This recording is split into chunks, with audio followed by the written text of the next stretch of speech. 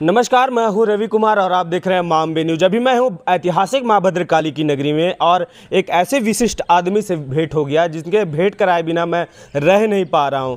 ये पूर्व विधायक रह चुके हैं बरही से और जानने की कोशिश करेंगे कि कुछ दिनों पहले इन्होंने नितिन गडकरी को एक लेटर लिखा है और लेटर क्यों लिखा है वो जानने की कोशिश करेंगे। सबसे पहले इनको स्वागत करते हैं। कैसे हैं चाचा जी? ठीक है बाबू। क्या नाम हुआ आपका दर्शकों को? राम लखन सिंह। आप कितने दिन तक विधायक रहे थे बरही में? 90 से 95। 90 से 95, एक बार ही विधायक बने आप? न, मैं 2 बार बना। 85 में निर्वाचित हुआ। के सिन्हा रिटर्निंग अफसर ने ऐलान किया कि राम लखन सिंह को सर्वाधिक वोट मिला। राम लखन सिंह निर्वाचित घोषित किए जाते हैं। द्वितीय स्थान निरंजन प्रताप सिंह का मिला। बाकी एक जमानत हो गया, जमानत जब्त हो गया। मैंने कहा सर्टिफिकेट दीजिए। उन्होंने कहा कि सर्टिफिकेट वेट कीजिए 15 मिनट। तब तक भीड़ से आवाज़ आई कि आज होलिका दहन की रात्रि है, 12 बजे के बाद गाड़ियाँ नहीं चलेगी, कल कादू कीचड़ रहेगा, कैसे जाएंगे, इसीलिए जाने की इजाज़त दीजिए। मुझसे गलती हो गई, मैंने कहा कि चले जाइए। और अगर उनको आधा घंटा और रोक लेते, सर्टिफिकेट ले लेते, कोई दिक्कत नहीं होती।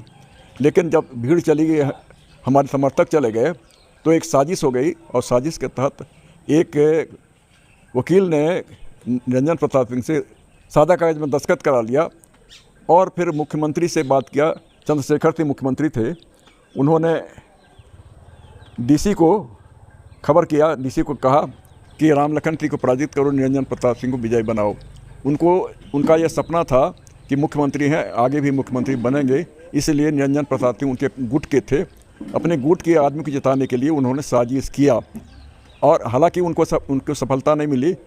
आगे बिंदेश्वरी दुबे मुख्यमंत्री बन गए। ये तो पूर्व की बात हुई विधायक जी, लेकिन अभी आपने नितिन गडकरी जी को एक लेटर लिखा है बरही को लेकर, चौपारण को लेकर, चौपारण के और चतरा मोड़ को लेकर के लिखा है आपने।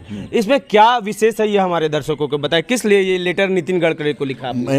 यह रोड जब साज बनाया तो रोड तो अच्छा बना, लेकिन रोड में डिवाइडर नहीं है और दोनों तरफ लोगों को देखना पड़ता है। अगर किसी को रोड क्रॉस करना है तब भी दोनों तरफ देखना पड़ता है। गाड़ी जो चलाते हैं उनको भी दोनों तरफ देखना पड़ता है और आए दिन एक्सीडेंट हुआ करता है। कई जगह पर तीखे घुमाव हैं, वहाँ पर कोई साइन बोर्ड नहीं लगा हुआ है, वहाँ पर रेडियम वगैरह नहीं लगा हुआ है और अंजाम यह होता है कि कई हजार लोग अभी तक मर चुके हैं। और इसीलिए मैंने एक बार साज के जो अधिकारी थे ओपी यादव, उनको फ़ोन किया था। उन्होंने कहा था कि 1 सप्ताह के अंदर बना देंगे, लेकिन उनका रिटायरमेंट हो गया, वो नहीं बना पाए। फिर रविंदर कुमार सिंह जो थे चतरा के कार्यपालक अभियंता, उनको फ़ोन किया। उन्होंने कहा कि अच्छा हम बनवा देते हैं। तो कुछ जगह पर रेडियम लगवा दिए, एक जगह बराही पुल के पास, लेकिन पर्याप्त नहीं है। वहाँ आज भी आए दिन एक्सीडेंट हुआ करता है और दूसरे जगह भी एक्सीडेंट होता है।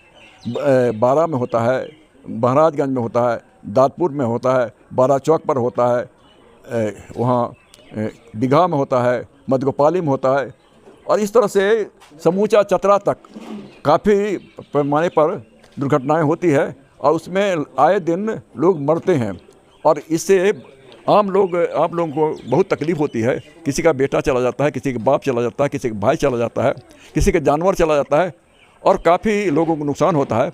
इसीलिए मैंने माननीय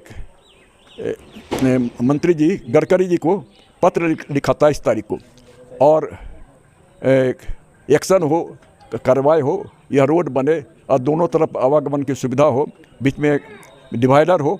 और इसीलिए मैंने उनको लिखा और मैं चाहता हूं कि इसमें डिवाइडर हो और दुर्घटना नहीं हो, लोग बचें। तो कहीं ना कहीं देख सकते हैं पूर्व विधायक हैं हमारे बरही के, पूर्व विधायक हमारे साथ हैं जो अभी के लोग नहीं सोचते हैं और ये पहले के विधायक हैं। अब इनकी काफ़ी उम्र भी हो चुकी है। उम्र होने के बाद ये जनता की सेवा करना चाहते हैं। क्यों? क्योंकि डिवाइडर वहाँ बने और डिवाइडर बनने के बाद लाखों की संख्या में, हज़ारों की संख्या में, जो वहाँ सैकड़ों की संख्या में जो मौत होती है, वो मौत का तांडव रुके। इसके लिए ये ये लेटर नितिन गडकरी को बाय पोस्ट किया है, डाक के द्वारा। डाक से। अब देखिए आने वाला समय स्पीड पोस्ट स्पीच पोस्ट किया है और आने वाला समय बताएगा कि ये नितिन गडकरी जी को जो इन्होंने लेटर लिखा है उसकी कुछ कॉपी भी इनके पास है, वो भी मैं आपको दिखाने की कोशिश करूंगा। दादा तो चाचा थोड़ा उसको दिखाइए आप। और देख सकते हैं हम ऐसे भी लोग अभी हैं जो पूर्व विधायक 90 से 95 तक रहे हैं और 95 के बाद तो इन्हें पेंशन भी मिलता होगा, आराम की ज़िंदगी जी सकते हैं, फ़ोन का खर्चा मिलता है, गाड़ी की खर्चा मिलता है, सब कुछ मिलता है, ये आराम की ज़िंदगी जी सकते हैं। लेकिन अभी भी ये अपने गांव के बारे में, अपने शहर के बारे में, अपने लोगों के बारे में सोच रहे हैं। तो कहीं ना कहीं ऐसे इंसान बहुत कम ही मिलते हैं और आज के ज़माने में मिलना बहुत ही मुश्किल है। देख सकते हैं ये वो लेटर है, पूर्व विधायक इनका है और ये लेटर में साफ तौर से देख सकते हैं सीधी नितिन गडकरी जी को माननीय मंत्री पथ परिवहन विभाग जो है उनको ये इन्होंने लेटर लिखा है और स्पीच पोस्ट कर भी दिया। कब किया है आपने? 23 तारीख को। 23 तारीख को हो चुका है। अब और मुख्यमंत्री को भी कॉपी दिया है और कार्यपालक अभियंता चतरा को भी दिया रोड को। अब देखना ये होगा कि हमारे पूर्व विधायक जो अभी भी हमारे देश के लिए, हमारे गांव के लिए, हमारे शहर के लिए, हमारे जनता के लोगों के लिए सोचते हैं, उनकी आवाज़ नितिन गडकरी के पास पहुंचेगा या नहीं पहुंचेगा। इन्होंने बहुत जगह भेजा, मुख्यमंत्री जी को भी कॉपी भेजी है, यहाँ पे भी जिला में भी भेजा है, यानी हजारीबाग जिला में भी भेजा है, चतरा जिला में भी भेजा है कार्यपालक अभियंता को। तो कहीं ना कहीं देखना ये होगा कि अधिकारी अभी किस तरह से इस पर कार्रवाई करते हैं। अगर कार्रवाई नहीं होती है तो मैं विधायक जी के साथ हूँ, इनकी और भी खबर मैं आपसे कुछ और मुद्दों से रूबरू कराएंगे, वो भी आपको दिखाते हैं। 13 दिसंबर 2005 में वनाधिकार कानून बना और उसके आधार पर कुछ लोगों का मन बढ़ गया। हालांकि उनको वहाँ मिलना नहीं है, लेकिन हमारे जंगल जो चौपारण और इटखोरी का है, जो पैतृक जंगल है, जिसमें लिखा हुआ है हम लोग के जंगल पार्ट 2 में कि किस जंगल में जानवर चरेंगे, किस जंगल से हर लागन ताड़ जलावन घुरान ले आवेंगे, किस जंगल से घर बनाने के सामान ले आवेंगे। हम लोग ये पैतृक जंगल है, बाप दादों का जंगल है और यह इस जंगल को लोगों ने बर्बाद किया। इसमें तस्कर घुसे हुए हैं, ये पंजाब के हैं, हरियाणा के हैं, उत्तर प्रदेश के हैं, बिहार के हैं, झारखंड के पूरे इलाके के हैं और हमारा जंगल बर्बाद हो गया। जब तक जंगल था, सावन में हम लोग रोपा रोपते थे, भरपूर पैदावार होता था, बाढ़ आती थी, हम लोग बाढ़ का खतरा था, सूखा का कभी खतरा नहीं था।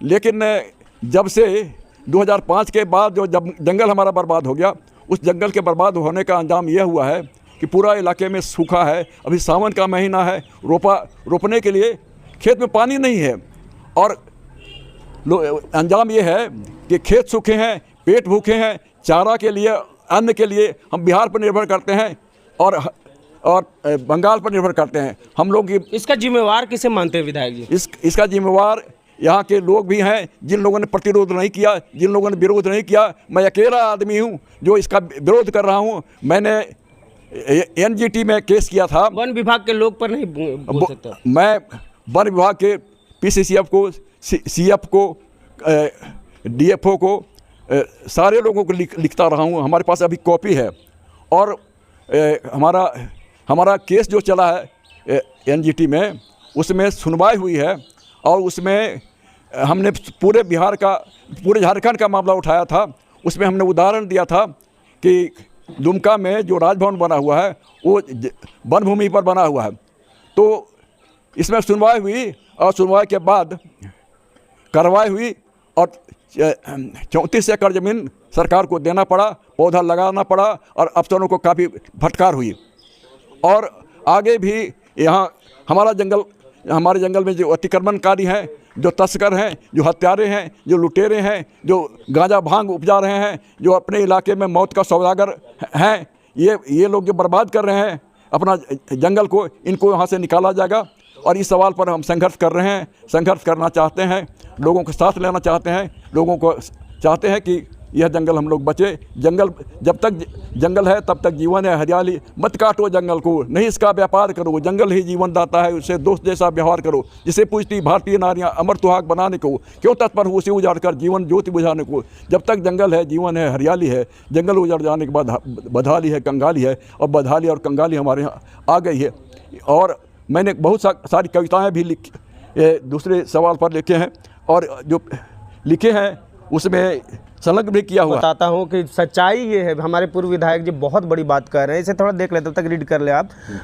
मैं आपको बता दूं कि हाल ही में मैंने भी खुद वन विभाग के अधिकारियों से भी बात किया कि ये जंगल को जिस तरह से काटा जा रहा है, और पिछले दिनों जो गर्मी हुई है वो रिकॉर्ड तोड़ आज तक की गर्मी थी, जो लोग सहने पर और रहने पर मजबूर हुए हैं। और इसी तरह से अगर जंगल कटता रहा ना तो ये वर्षा भी रुक जाएगी और ये गर्मी आपको एक दिन मार कर छोड़ेगी। अगर आप जिंदा रहना चाहते हैं और खुशहाल रहना चाहते हैं, जैसे अभी कविता से विधायक जी ने सुनाया, आपको जंगल को बचाना पड़ेगा। आप वन अधिकारियों के पर निर्भर नहीं रख सकते, क्योंकि वो मौन हो चुके हैं, उन्हें हम लोग बोल बोल के थक चुके हैं, लेकिन वो इस पर पूरी तरह से पहल नहीं कर रहे हैं। इस पर बड़ी कार्रवाई होनी चाहिए। लेकिन मैं बता दूं, अगर ग्रामीण पहल करेंगे, ग्रामीण अगर रोकेंगे वन को कटने से, तो हमारी ज़िंदगी फिर से सुधर सकती है। ये दो बड़े मुद्दे के साथ आज हमारे साथ मिले। एक जो बताया डिवाइडर बहुत ज़रूरी है, क्योंकि आए दिन वहाँ सड़क हादसा होता है और किसी के भाई, किसी के बहन, किसी के बाप, किसी के बच्चे वहाँ पे अपना मृत्यु हो जाती है और अपनी जान को वहाँ पे समझ लिए छोड़ देते हैं। और दूसरे जो जंगल निरंतर कटते जा रहा है, उसके लिए संघर्ष कर रहे हैं विधायक जी। और कुछ बोलना चाहते हैं आप विधायक जी? बरही जब तक हम लोग थे, शांति थी, समृद्धि थी, भाईचारा था, अपनापन था, प्रेम था, मोहब्बत था।